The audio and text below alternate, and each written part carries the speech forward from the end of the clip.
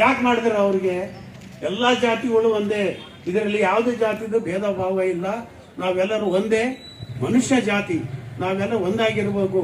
ಇವನಾರವ ಎಂದು ಎನಿಸಬೇಡಯ, ಇವ ನಮ್ಮವ ಎನ್ನಬೇಕು ಅಂತ ಹೇಳಿದಾರೆ ಅವರು.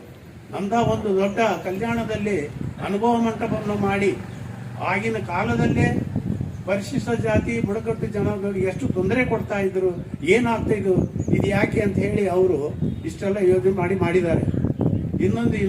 ಇನ್ನೊಂದು ಅವರ ಬಸವಣ್ಣರು ಇದ್ದ ಕಾಲದಲ್ಲಿ ಒಂದು ಪ್ರಸಂಗ ಆಗುತ್ತೆ. ಒಂದು ಇದು ನಡೀತಾ ಇದೆ. ಯಾವ ರೀತಿ ನಡೀತಾ ಇದೆ ಅಂತ ಹೇಳಿದ್ರೆ, ಈ ಆಯ್ದಕ್ಕಿ ಮಾರಯ್ಯ ಲಕ್ಕಮ್ಮನ ವಿಚಾರ ನಿಮಗೆ ಗೊತ್ತಿರಬಹುದು ಬಹುಶಃ. ಆಯ್ದಕ್ಕಿ ಮಾರಯ್ಯ ಅಂದ್ರೆ ಅಕ್ಕಿಯನ್ನು ಆಯ್ದುಕೊಂಡು ಬರೋದು. ರೈತರು ಬೆಳೆ ಹಾಕಿ ಇದು ಫಸಲು ತೆಗಿತಾರೆ, ಎಲ್ಲ ಕಣಗಳಿಗೆ ಹೋಗಿ ಅಕ್ಕಿಯನ್ನು ಆಯ್ದುಕೊಂಡು ಬಂದು ಅವರು ಒಂದು